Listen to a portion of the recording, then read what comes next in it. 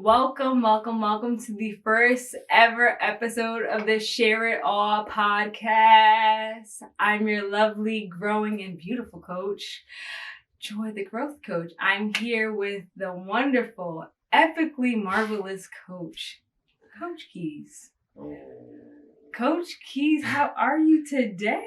I'm feeling amazing. I'm glad you feel amazing. Feeling amazing. I'm happy to be here. I'm happy to be a part of, your story. I'm happy to share my story. I'm grateful, man. I'm revving with energy right now. Ooh, I love to hear that. I love to hear that. So I want you to tell a little bit about yourself because, I don't want to take the spotlight away from you. Okay. So go ahead. Tell the people about yourself. All right, cool. So I am Coach Keyz. Keyz stands for Knowledge Empowers Your Zen. I'm a coach, musician. I focus on helping people self-love. My purpose is to self-love. My purpose is to help people activate the God within. I truly do believe that we walk a thin line between spirituality and reality. And I'm helping people just unleash, their greater self. So my purpose in life is just to speak, to drum, and just to just be me, and giving people enough courage to know if you're being yourself, that's enough. You don't gotta do nothing else. Just be you. So that's literally what my mission is. I truly believe I'm here to do just that. It's my duty to help others recognize that they are loved and that self-love is a real thing and it's necessary. And just to spread that message across the board to everybody who needs it, who feels it, who resonates with that frequency. I'm from Brooklyn, New York, born and raised on the playground where I spent most of my days. You feel me? My family's from Haiti. Boop, boop, boop. Shout out to all my Haitians out there. And I love to travel. That's me in a nutshell. You've been traveling. I've seen your pictures on social media. You definitely travel some places. I didn't get there yet. Yeah. I got some time. Definitely. Plenty of time. The world is small and big at the same time. It is. It definitely is. So I'm excited to have you on today. I have some great questions to ask you, and definitely I want to get into, the history of how we met, and then basically how you've become a part of my journey and I've become a part of yours. So I'm super excited for that. So just a little background story. So I started my business about 2 years ago. Actually, yesterday was the 2-year anniversary. Yo, congrats, yo. Congrats to me. Congrats, 2 years. word. May 30th of 2019. I signed the paperwork and Joyful Wellness Project was now officially made. So it's really cool to see the transition 2 years. It didn't go how I originally planned, but it's definitely there. Then 3 months later? Yeah, 3 months, 2.5 to 3 months later, I had my first event, which was called It Does Get Better Workshop, and you spoke at my event. And it's funny because my team member at the time, you were actually her cousin. Yeah. And you reached out to her and you're like, yo, I gotta speak at this event. And I was like, okay. I mean, he said he's a coach and whatnot. And then I went and looked at your content. I saw who you're about. And I was like, oh, yeah, he definitely had me there. We had so many conversations from there. And since then, we have grown in friendship, grown in business together. And, I was your coach. Yeah. I was your coach. You are my coach. I am still your coach. I mean, I'm not your coach anymore, how I was at one point. Yeah. But I was so appreciative that you asked me to be your coach because I know that for some coaches to ask for help is a little difficult. So I appreciate that. But I got to ask you a few questions before we get into the nitty gritty of things. Okay. So what is your definition of mindfulness? Mindfulness. Mindfulness is a person's ability to be completely present. Mindfulness is someone's ability to be in a meditative state, to study. And mindfulness is the irony. Mindfulness is having an empty mind, tabula rasa, completely blank state. I am that I am, true consciousness. That's mindfulness to me. I 100% agree. You almost have it verbatimly from the actual definition where it's I've asked people, I'm like, so what is mindfulness? And they're like, oh, it's this. I'm like, it's kind of not. It has to do with meditation and being present and purposeful in the moment. But now do you see a difference between mindfulness and self-awareness? They definitely have they go hand in hand. I think there is. But do they share the same definition? They do not share the same definition. Okay, so what is your definition for self-awareness? Self-awareness is being, right? It's self-awareness is you recognizing who you are in the midst of your environment, aware of you, right? Mindfulness is completely blank. So when you're in a state of mindfulness, for me, like you're connected to everything. You're connected to the grass, the ground, the birds, people around you, because you're completely blank. When you're self-aware, right, it's when you begin to assert yourself a little bit. The ego is there too, like which is designed to protect you, but it's who you are creating yourself to be. It's your personality, being aware of like how I'm presenting myself in this space. So I think self-awareness is me being aware of me, and meditation is me being aware of everything. Do you think self-awareness has to go hand in hand, like nowadays when people are making big decisions? And like how it is going to affect them in the future? Of course. Or do you think that's more mindfulness? I self-awareness is important in making big decisions. Of course, I think the word decision means to decide, right? And decide comes from the root word to cut off, like pesticide, genocide, suicide, right? We see to cut off. So when you're making a decision, you're making a decision to cut off from something. So when you're self-aware of who you are in making a decision, sometimes, most of the times or all the time, you need to recognize who you are in making your decisions, right? So of course they go hand in hand, because if I'm going to make a decision, I can make a decision based off who I am today, or I'll make a decision based off of who I was, right? And that might not always lead me down a path that's conducive with where I want to go. So I think being aware of who you are, self-aware, and making major life decisions is the most important thing. You know what I mean? Yeah. Like, of course, because it starts with self. Yeah, I 100% agree. I 100% agree. Like, that was so deep. That was so deep. Thank what you just said. Do you feel like the generation now, because there's the millennials, because you're a millennial. Facts. And I'm on the cusp of millennial and Generation Z. Like, I hit that. Possibly I could be either or. That's right. Do you feel like both generations lack self-awareness or lack mindfulness? I think we're the best generation so far.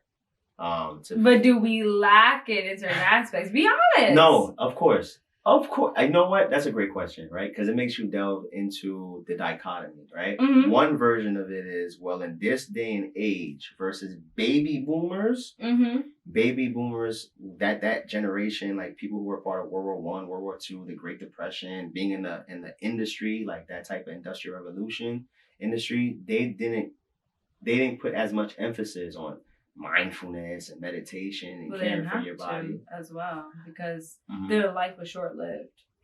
And I think a part of that was because they didn't have those type of practices. You know, agree. had they did those type of practices, their life might have been a little bit longer, right? So one of my references would be Dr. Joseph Murphy. So Dr. Joseph Murphy, he's a philosopher. He talks about the subconscious mind. He has a really dope book called The Power of the Subconscious Mind. He was literally born in the era that I'm talking about. So like 1800s to like 1900s, right? Which people lived a shorter life. You know, their life expectancy was a lot shorter. But he was so big on meditation and understanding the power of your mind and mindfulness that he actually lived a very long life. And his legacy lives on, that me, a millennial, I'm able to talk about it. Yeah. That's one half, right? The other half is with social media, the internet, instant gratification, being able to just like get something that you want right away, or like the necessity to always want something outside of yourself keeps us very disconnected from our insides, right? I'm so focused on my outside. I'm so focused on materialistic things. I'm so focused on how people view me, whether it be likes. Instant gratification. Exactly, right? I'm so aware of those type of situations that we become people pleasers. We stop caring about ourselves, right? So it's more about what my family think, what my friends think, what social media thinks, versus like what I actually think about myself. Yeah. And I think that is a lack of self-awareness. And I think that's a lack, like people rather, based off of like what I've seen, I could be in a room full of friends and everybody on their phone. Like everybody's on their phone in the room. Like it's a room full of people. We can all talk. We can all laugh. We can all build and grow, but everybody's on their phone. I think that's a lack of awareness, you know? So I think technology does take us away from those precious moments that people like in, maybe BC, you know what I'm saying? Like before Christ, in the Middle East, a lot of those Western Hemisphere practices that have shifted over time, like in the Eastern Hemisphere, when people like meditating underneath a waterfall. You know what I mean? Yeah. Like they were like connected to nature. They didn't have technology, in that way. So I feel like they were way more connected. So it's a great question. I think it's 50-50 for me. I see both parts. I think the generations recently, Millennials and Gen Z, in all honesty, are the least mindful of their decisions. And I was just having this conversation with somebody. We focus so much more on dopamine that our serotonin levels are so low. Like when you look into the chemical like aspects of what social media, Instagram, Facebook, Twitter, like that dopamine rush, it hits like this, and you're trying to always look for your next fix. When you're looking constantly for your next fix, it's like you don't care how much of yourself that you're losing, that value within yourself. You're just looking to get that pleasing. Also, for me, I realized that it's so much more important. Let's slow and steady wins the race with the serotonin levels, because serotonin is what's actually supposed to be your mood stabilizer, and it's supposed to keep you content, keep you happy. But if you're focused so much on your dopamine levels, you can be here for 30 seconds and then it's done. It's basically literally a roller coaster. Yeah. And so I don't feel like we're a mindful generation, because when I look on social media now, and there's no disrespect to anybody that's on social media, but there's so much of women like showing their bodies and things like that, or people are saying things that they don't realize that are going to affect their children and their children's children. And it's really not fair, because it's like, when you do have kids, you're going to be thinking like, dang, I didn't want my kid to know I was like this. And then you got to hide that version of yourself from your child. But it's only until your kid gets about 10 and then they have access to the internet, or their friends have access to the internet. Like, even if, for me, my mom did not give me a phone that I could actually take pictures on and do whatnot till I was 13. But then when I had it, I was in I couldn't have access to the internet on that phone. And then when I had other phones, it took me till I was about maybe a junior, senior year in high school, which I was almost about 16, 17 years old, to finally like have access to the internet with my phone. So, and then, I wouldn't call her a helicopter parent. I think she was being very mindful. No. And certain things, yes, I will consider it a helicopter parent, but like, she's being mindful of, I don't want my child to make a decision she's going to regret for her future. I don't want her to do something that's going to inflict her getting into college. I don't want her to do something that's going to inflict her getting a job one day. And I notice a lot within our generations, because of that, they don't realize they're stuck at these dead-end jobs that they're not happy about because they have made those decisions, or it's going to carry on. They've said some things, like there have been senators that have said things or done things, and they had to step down out of their position because of it. So just realizing that mindfulness and self-awareness, like what you do in the moment will always follow you. It's just being mindful of that and practicing, like just being present in the moment. Taking that step back to just sit within yourself and think like, how am I feeling? We don't do that as a generation. We're always on the go. Like it always is happening every single second. So I wish we would practice mindfulness a lot more. And I wish that we would be self-aware about how you're sitting in this present moment and you're having these conversations with your friends, or you're acting like this at a party, or you're acting like this around your family. How are your children going to see this? How are your children's children going to feel about this? And as much as people might say they don't care, your kids do care. Because I know my mom isn't perfect, my dad isn't perfect, but I have sought out a few things that I've heard now that I'm older, and I'm like, why did you do that? Like, so just thinking about that, I don't think our generations at all are like really thinking about that. I got you. That's a great perspective to have, Again, like I said, I could definitely see your perspective. I honor that, as it pertains to us not being able to fully be aware of our decisions in those moments, right? But there are people like you and I, of course, right, who exist. We're just the slim few. It's so few I've noticed nowadays, and I feel like it makes it so slim picking. We bigger now. We getting bigger because I think we're gonna try and reach this broader audience where we can. I know we're going to reach this broader audience where we can, like, you know, affect many people's lives. And there's a lot more, you know, books and knowledge out for generations to practice it. It's more so bring it to them where they want to actually listen and want to practice it. Gotcha. But I think a lot of people realize, like, it's so hard to sit in a meditative state when meditation is not just sitting there and going, like, You know, I love doing that. It's sitting there and creating your own meditative version. Like, there's this, I forgot what it's called. It's called the Bloomberg or something like that. It's an internet, meditation music type thing, but it's like an R&B sense to it. And it comes with like positive affirmations, but it comes from like the Black woman or the Black men's type of view. Because when you think about meditation, you think about, okay, typically from like an Asian perspective, like you see old monks doing it. No, like you want to see yourself be able to practice that. So that's a fact. I think if we start to get more individuals like you and me or people of color that practice it, but in their own cultural way, I do think it would benefit us. Word. I'm definitely getting some affirmation like, I am sexy. I am beautiful. I am perfect in every conceivable way. Like, you know, I think it makes sense, you know, to have affirmations that feel and look like you. Yeah. You know, I've seen some funny affirmation videos on YouTube, like, I am that, you know what I'm saying? But it's positive, but it's also negative in a certain way too. It's just like almost contradicting. We probably heard the same we one. We get in there, but we're not there just yet. We're not there just yet. That's cool. But so I now want to jump into the nitty gritty. You excited? Okay. So nitty gritty, I'm down. So, why did you want me to be your coach? Wow. Okay.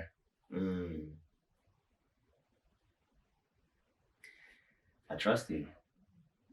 Did you trust me back then, though, too? Of course. I'm a big energy person.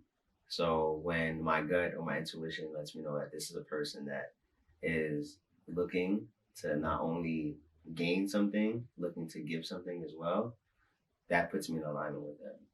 As it pertains to like why I actually like chose to want to have a coach, you know, who is younger than me, you know what I mean? And typically, statistically, right, males will go for another male coach, right? So that there's a demographic situation, right? So like you're younger, you're not a male, and you have less coaching experience than me, right? Because I started sooner than you. Yeah. But I still chose you because my gut was like, yo, like this individual is taking quantum leaps. You know, you were able to gather a team. You were able to start a brand. You were able to not only bring me onto your staff as a panelist, you know, for that event, you also were guiding everyone in the room to talk about things that they normally wouldn't talk about, like self-love. You got my mom and my dad to participate in an activity to help them feel better. You know what I mean? Wow. And I think that was very impactful. That was a gift that attracted me to you.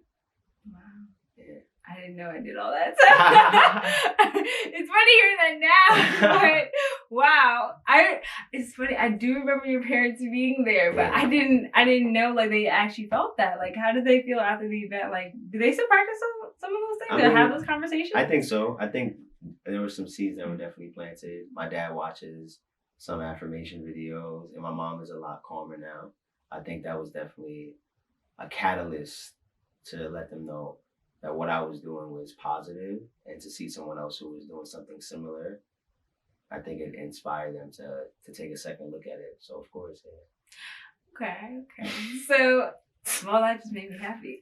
As it should. That just made my day. As it should. Literally made my day. Yeah, we have it. Share it all, baby. Share it all. So yeah. With that being said, when you came to me, did you think that like, because everybody thinks their coaching practice is like, okay, this isn't gonna work. Did you like ever have any self-doubts that like, since I was younger, what was the self-doubts you might have had, and how do you think I helped you kind of debunk those? Some self-doubts that I had was truly believing that I could be accepted for the way I perceive the world. I think the way that I perceive the world is a little bit altruistic. You know, I'm super positive. I'm always looking for the positive in everything. You have a ball of energy. Literally, the minute you walked into the room. I thank you, right? And all of that comes from like certain practices, and those practices led me to become this person. You know, just to be genuine. I grew up in Brooklyn. My family is from Caribbean. My mom used to beat my ass. You know what I'm saying? Like, so they weren't teaching me how to meditate and calm down. A lot of it was instant gratification or resulting to a level of violence to get what they wanted, you know, rather than just speaking to me or constantly repeating things. Like no one wants to hear anyone constantly repeat anything, right? So like those practices weren't given to me when I was younger. So I think that instilled a level of insecurity inside of me to let me know whether or not what I wanted to do was worth it, whether or not it was valuable in the community, whether I had like an actual place or a voice, because of the way that I grew up, you know, like just not in that type of household. So doing the practices, they attracted me to you. And during our coaching sessions, not only did you give me a safe space to really just speak, you gave me tools every session.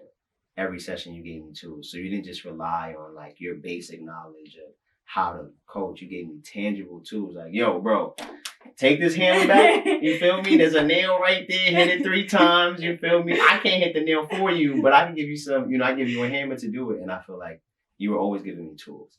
So I think that is what really helped me dig out my own stuff, you know, and find out my own stuff within me. So I thought it was an excellent strategy. You know, I think your strategic approaches to coaching is fire, yo. Thank you. You a fire coach, yo, for real. So I'm thank you. Did you feel like at all my age would conflict with like the coaching at all? Nah, not at all. One of my favorite sayings is you're never too young to teach and you're never too old to learn. So age is genuinely a mindset, you know, that never crossed my mind at all. It's all energy. Energy is timeless. It's infinite. There's no age on energy. I definitely agree. I'm gonna be honest, I was so nervous to coach you. I was so nervous. For one, you were my first Don't say that. You were my first coach. Like no coaches ever came to me and like, yo, I want you to coach me. I'm like, yo. Me? Everyone Are you sure? The greatest coaches have coaches. I know, but it's like it only had been like a year in. Yeah, I was a year and a half in, and you were like, so I need a coach to help me with this course and this, that, and third, and I want it to be you. And I'm like, okay, I'm going to mentally prepare myself. We're going to see how this works. Because I got to be on my P's and Q's all the time. But I think what I've learned through coaching you is that I'm not perfect. You're not perfect. No coaching style is perfect. We had to adjust things so many times. Not complete. Definitely, yeah. But we were patient with each other. That we were. We were so patient with each other. I didn't hit every session. You feel me? Like yes, you wouldn't be missing a session. I'd be texting you like, hi, Coach Keyz. Where are you at? Oh, I'm sick. Okay. I'm like, one thing we learned from our session is effective communication. Yeah. Word. And I'm still getting better with that. Yes, I'm happy. I'm happy with that. But yes, like you taught me so much as your coach.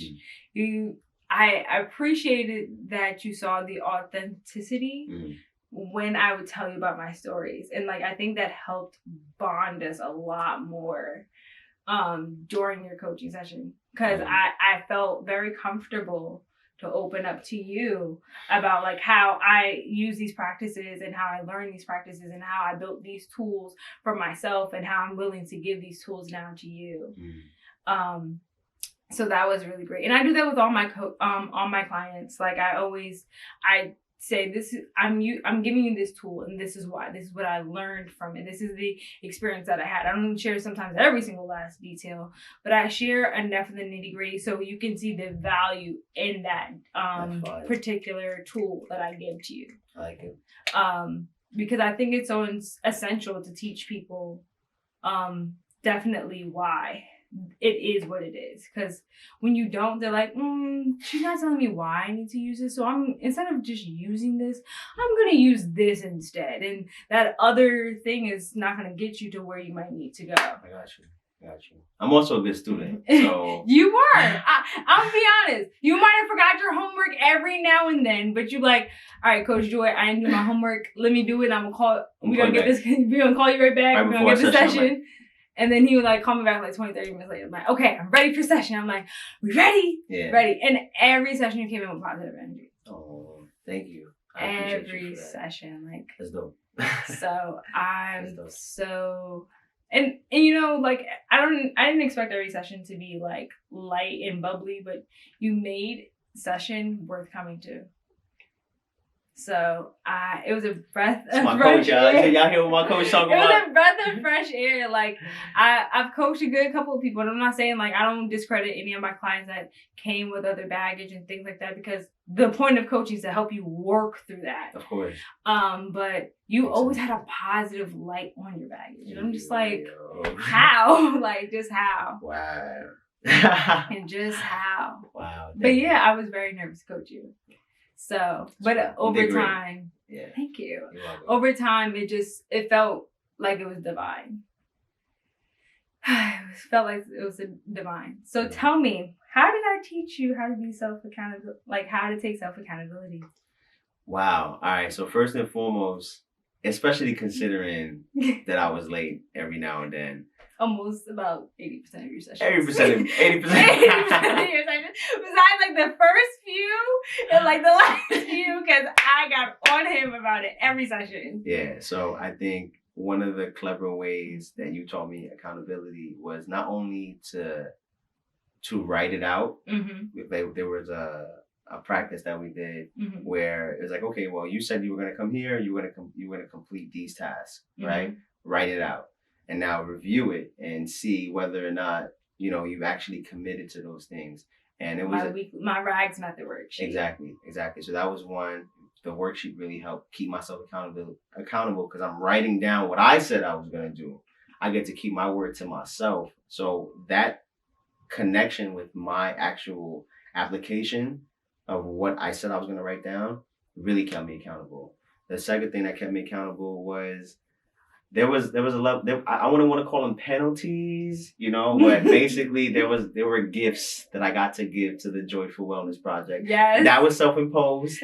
All right, basically the donations. Yeah, one of my things was if I didn't complete one of my tasks, or he didn't show up to session on time, or I didn't show to a session on time, I would donate towards our project, towards our foundation. So I was cash apping like $40, you know what I'm saying? Every now and then, like, yo, here's the $40. And I said, I ain't make it, So I thought that really helped too. So there, and many other things that really did that. But I think the most important thing was just helping me just connect with why I was doing this. Like, why are you doing this? And if you really want to do this, and look at yourself, I think that kept me accountable. You know what, the one tool I think that was so effective for you is me doing the mid-weekly check-in calls or texts with you, like, hey, like, are you on track? And you're like, honestly, I forgot about this goal. Thank you for reminding me. I'm gonna go and get it done. Yeah, and it's actually a cool story. Discussing like how I actually came to finding my purpose during our coaching session. Yes, you know what? Share it because I bet. So what happened was I asked. You came to me for a completely different goal. I came to her for one goal, and one of those goals was to complete a course that we were going to give to the community, an online course, which is still in play. Yeah, but I think it's going in a completely different direction. It's going in a completely different direction. And through our method and through our habits, right? Like you taught me great habits. I'm talking about like rising ritual. You gave me a tool, which was Atomic Habits, which I talk about all the time. You know what I mean? So those books and connecting with those type of habitual tools. I gave you a whole like little YouTube playlist. Exactly. On like habits and self-discipline and formatting your mind, like just waking up in the morning and things like that to go with it. Exactly. So all of those tools and connecting with those tools consistently created, like the reality that we have before us today. So I really want to say just thank you. Like that's really what it's about. Because I started with this goal, and then while working through it, I found my purpose. You know what I mean? And I feel like that's greater than any goal. So that whole reality of just us learning from one another about like you giving me tips and I'm giving you tips on like how we can create just synergy, between the both of us. Like, I always wanted all of our sessions to be like balanced. Even though you were my coach, anytime I connect with somebody, I would like an equal exchange, and I got that for sure. Yes, you definitely, let me tell you, every single last coaching session we started, we did this breathing exercise. And it was weird because I'm like, for one, I thought I was the coach here. But I was like, you know what? He's a coach himself. Let him coach where he feels like it makes him feel comfortable. Like I didn't want to take that control away from him as his coach. I felt like it was so important to let you still be in that moment. But you knew that I was going to let you like walk through this, but with my guidance. Exactly. So you didn't try and like, I just need you to sit here and look like you're my coach while I really just coach myself. But it was cool. Like it was really different. And then like towards the end of the session, once we were done with his coaching, he would be like, okay, now empty you. How you feeling? Yeah. And I'm just like, oh, okay. So we get a 2-for-1 package. We're going to coach each other. Yeah, exactly. That's cool. For real. I think it's great. And one of my favorite memes that hit me hard was check on your happy friends. Mm-hmm. You know what I mean? Sometimes when you're the light, everybody's always looking to you for the smile, and you always making sure everyone in the room is feeling good. You know, who's checking on that person? Yeah. So coaches, teachers, educators are like people who tend to be the representative of a movement. People don't usually check on those people. I agree. So. And there was a lot of times that I came to session, like, I could handle the session, but, like, after, I'm like, I got to go back to this reality that I don't want to deal with, but not looking forward to it. Yeah. But you made space for that, and like I said, as my client and coachee, I appreciate that, because I definitely believe that it was needed. It was needed at times. Shizzle. But, yeah, I loved coaching. I really did. I think... You know what the funny thing is? How you ended sessions and you were like, Coach Joy, I think I'm done. And I'm like, what do you mean you're done? Like, we didn't even get to the goal. You were like, you taught me something like that was so more greater than I'll ever forget. I mean, remember, like, or not use it, which was habits. So what do you think was the first habit that I actually taught you? Rise and Ritual. Really? Oh, yeah, for sure. I think Rise and Ritual, and anybody in my reality that is remotely close to me would let you know my Rise and Ritual is sharp. But you had a Rise and Ritual before. I did. Of course, I truly do believe that, again, like I told you, it was the practices that I was doing beforehand that even attracted me to you. Mm-hmm. However, the tools that you gave me created a structure, a logical framework, something I can consistently look at and do, which created the consistency of an actual ritual. I think that's what you were able to do. So I was disciplined. I was waking up and I was doing these things, but it wasn't like bing, bing, bing, Monday, bing, bing, bing, Tuesday, bing, bing, bing, Wednesday. I think that's what really created it. And for those who know about like TLC Tuesdays, Tender Love and Care Tuesdays, which is my self-love day, which is becoming like trending. Really? It's trendy in my reality now. Like a lot of my friends and my family have started, today's TLC Tuesday. You know what I mean? People are taking part in that TLC Tuesdays, and that came from my Rising Ritual, right? Which created a weekly schedule for me, and that was inspired through you. So that was one of the first things for sure. And impactful, of course. Oh. I never realized. I really didn't realize like your family took part in it. Like, wow, I feel like really honored. That's dope. Wow, I feel really honored. That's so cool. You know what I loved about your ritual is like you like, yeah, I'm getting up every day at 6 o'clock. I do this, I do that. I'm like, yeah, but like you do certain things differently, like Monday through Friday. And one thing that I ended up teaching you that I think was a habit that helped that morning ritual was the 5-second rule. Do you remember what the 5-second rule is? Huh? No. So it's I think it's Mel Robbins. So she's a life coach as well. And it's like if you can if it takes you 5 seconds to correct something, just do it. Or I think I'm explaining it wrong. Like say if it's like getting up every morning, like okay, your alarm goes off at 6 o'clock. Mm-hmm. And then you want to hit that snooze button. But instead you like, all right, I got 5, 4, 3, 2, 1. Just go actually do it. I think for you, I ingrained that into you. I'm like, it's just give yourself 5 seconds and go do the activity. Yeah, that's true. That's true. I be popping out of bed now. Yeah. Yeah, I pop. You feel me? Like maybe I do be saying 5, 4, 3, 2, 1. Like, because literally that was the one thing. I was like, the minute your alarm closed off, I told him, I was like, do not go back to sleep. I don't even got an alarm no more. Really? Subconscious mind take care of that for me. Oh, wow. Okay. I still wake up to an alarm at 7:30 on certain days. I'm not giving up my alarm yet. I know I can get up when the light is on, but sometimes I be getting up and it be 6:45. I'm like, oh, I need to go back to sleep for about like 34 more minutes. But no, I definitely taught you the 5-second rule. I think that definitely helped you. I taught you literally the science behind it, and I think the one thing that I loved is that I taught you how to break your habits, like the negative habits. Yeah, for sure, man. So talk to me about that, like how I taught you how to break those negative habits. Accountability is a sure way of being aware that you even have negative habits. So I think that was the first place, like that was the foundational thing that you did for me. Another great thing that helped me break those bad habits was replacing those bad habits with good habits. So it was like, if you got 10 fingers and you're using 8 of those fingers for bad habits, well, let's go put some good habits here to take up some of those bad habits. That way you won't even be focused on those things. So I think helping me replace those bad habits with good habits was one of the key components to me, like breaking away from those bad habits. I love teaching habits. That's weird. Like, it was one of the more fun things that I got to teach. Yeah. But I did it in such a creative way that you didn't even realize it. It took you to tell me that you taught me basically habits. Mm-hmm.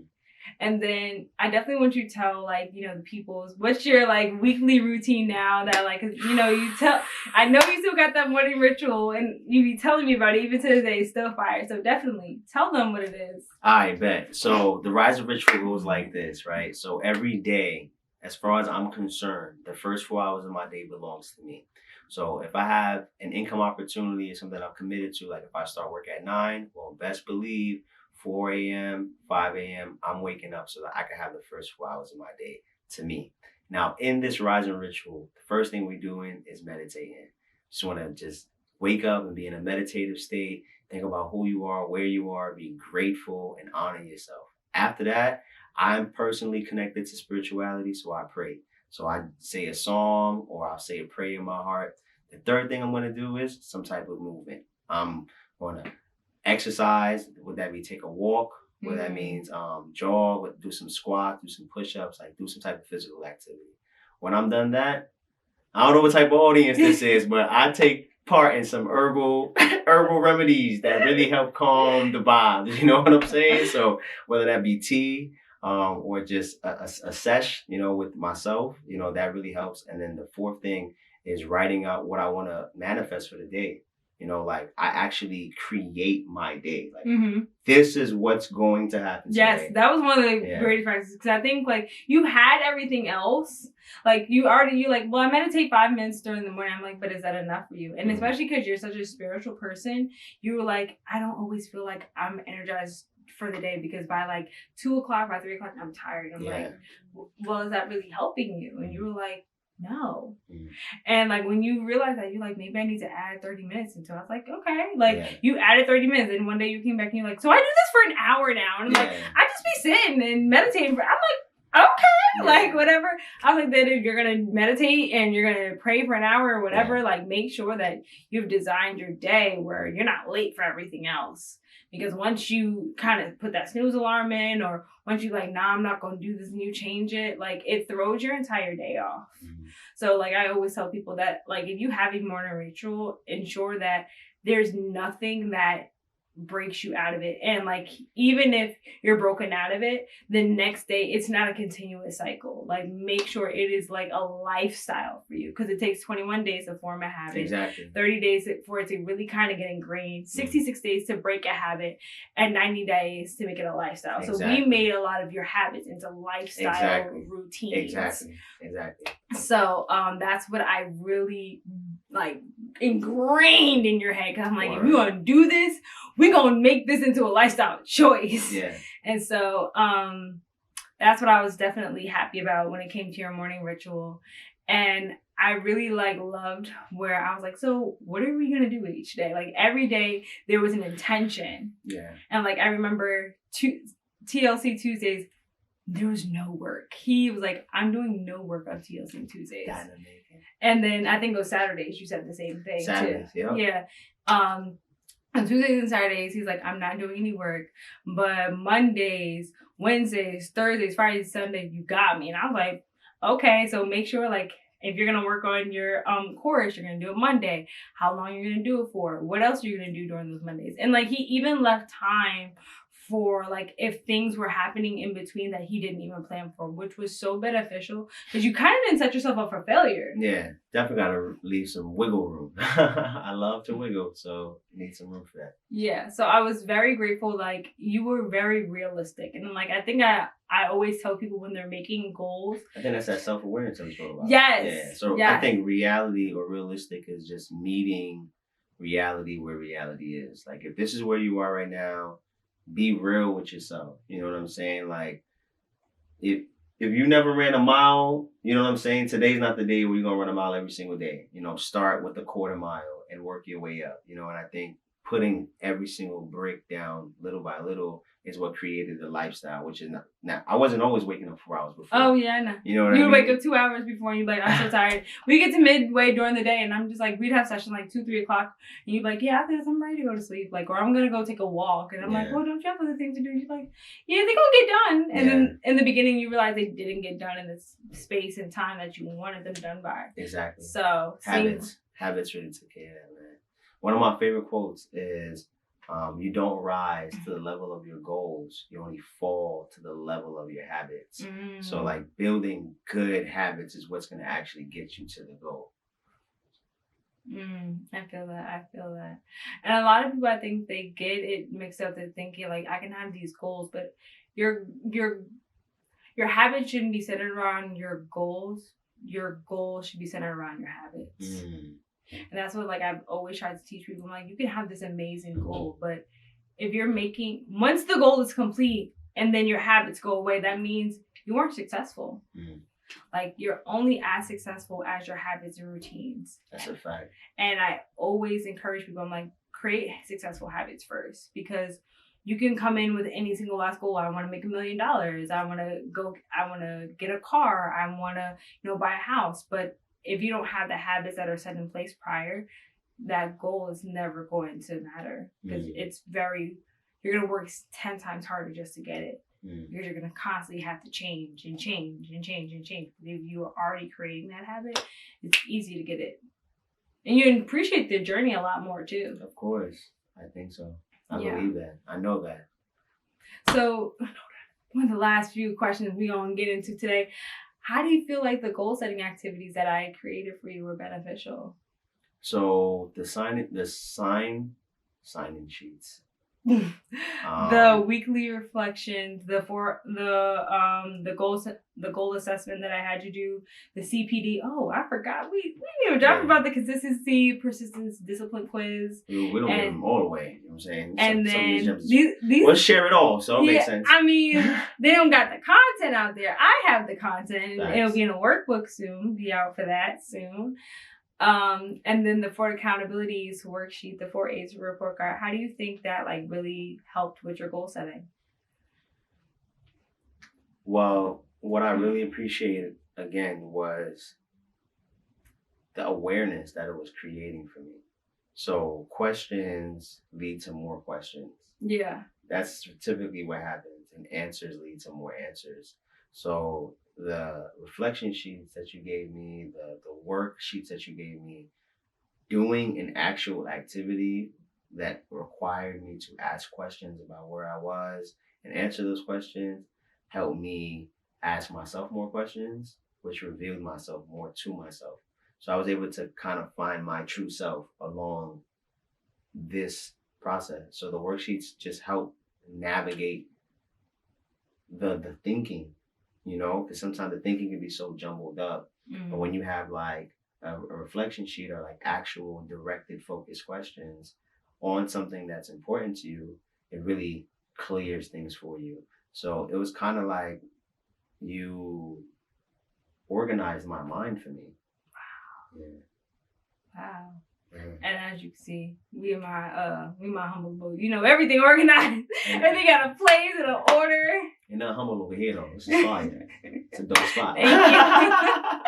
I'm like the organization queen. I'm like, if I ever had to open up a side hustle outside of JWP, I definitely probably would do like a cleaning organization business. Come through. Because we need you in Brooklyn. I mean, I slightly have OCD, so that's another reason why I'm really good at organizing.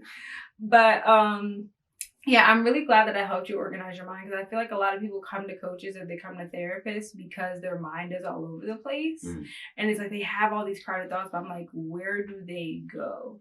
How are they, like, once they're organized, like, are they helping you get somewhere? Do you need to, like, dispose of them?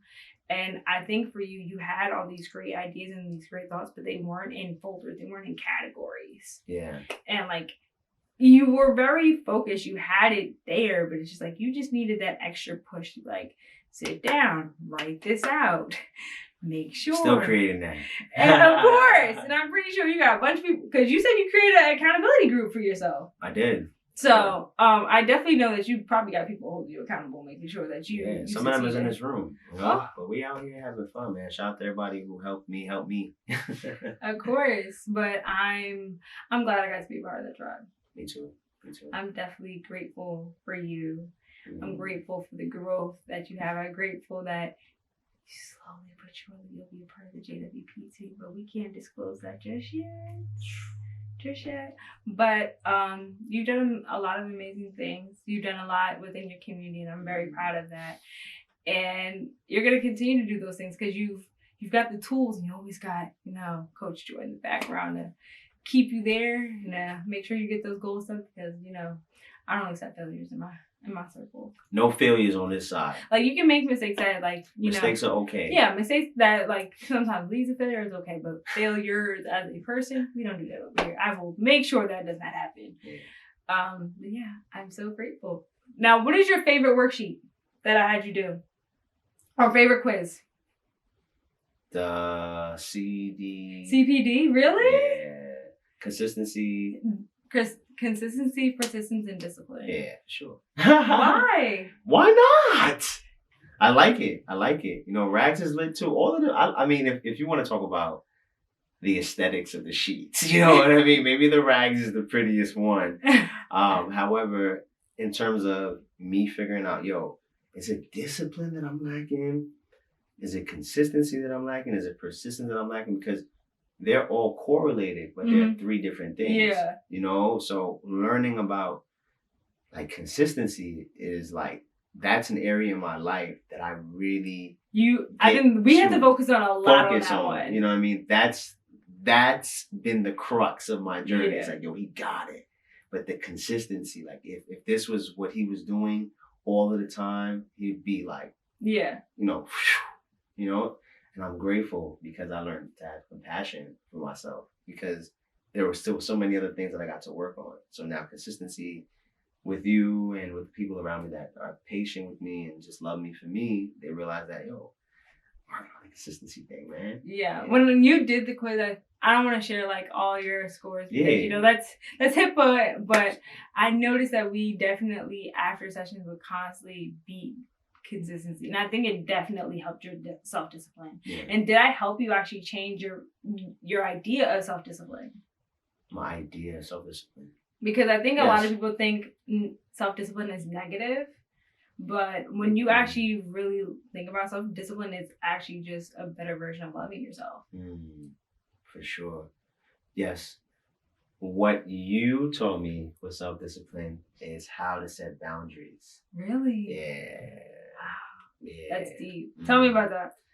So you alluded to it a lot during our talk today about me having every single day themed. Mm-hmm. So Sunday is self-care Sunday. Mm-hmm. Monday is motivation Monday.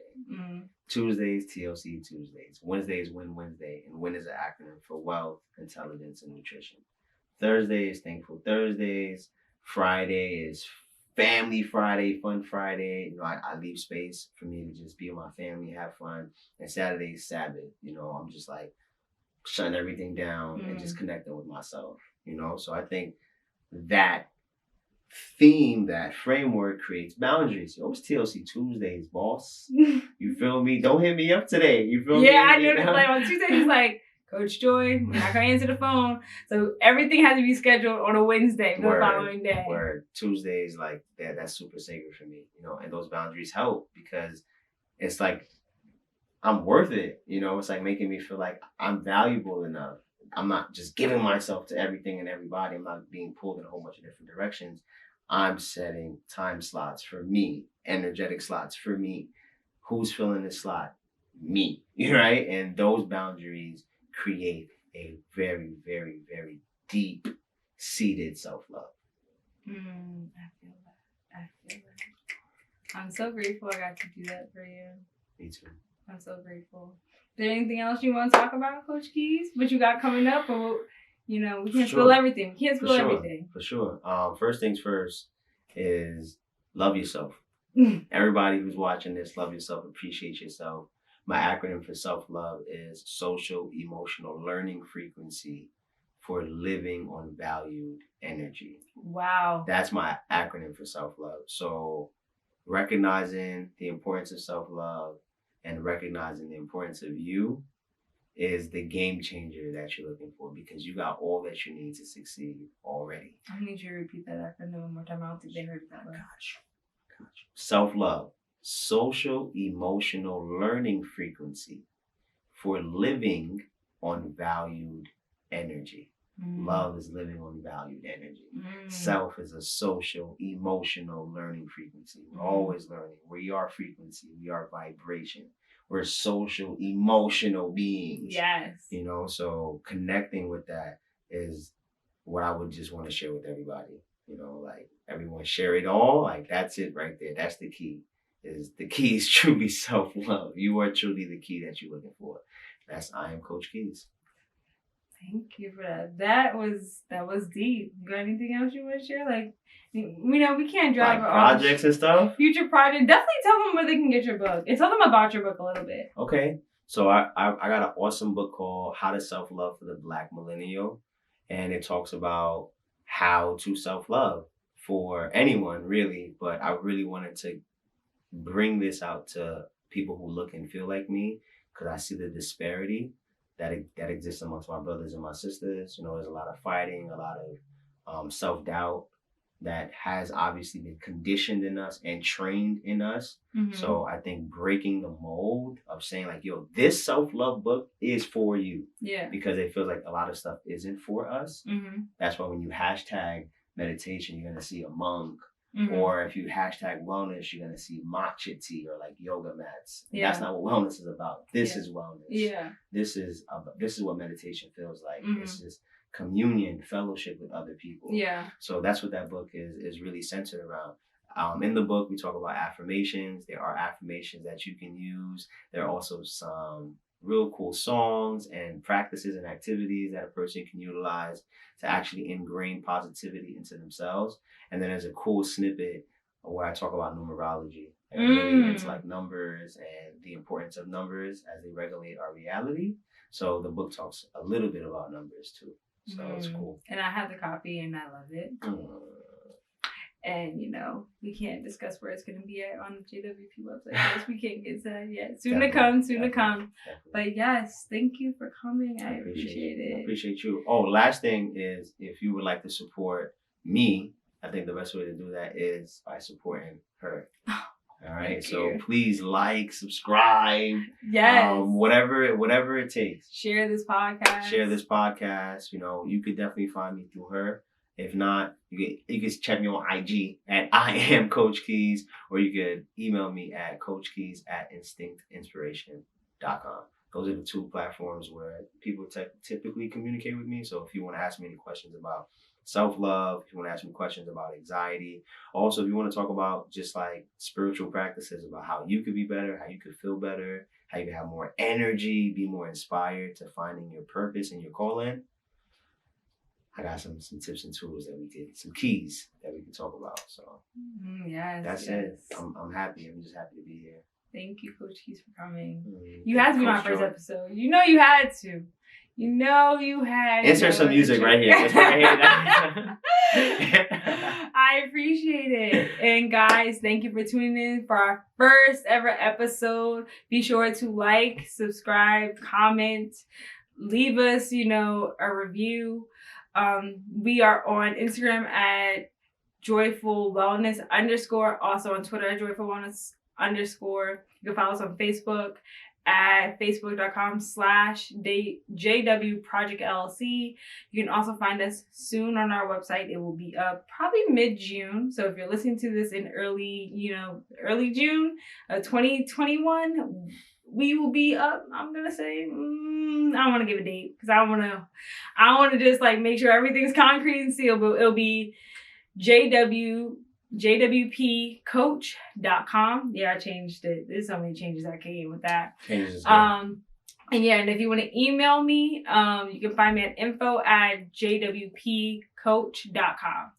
Once again, thank you, Coach Keyz, for coming on. And this is the Share It All podcast. We look forward to seeing you next episode. Check out, I will have Will Nicholson coming on, and we will be discussing so much with that episode. Stay tuned. See you guys.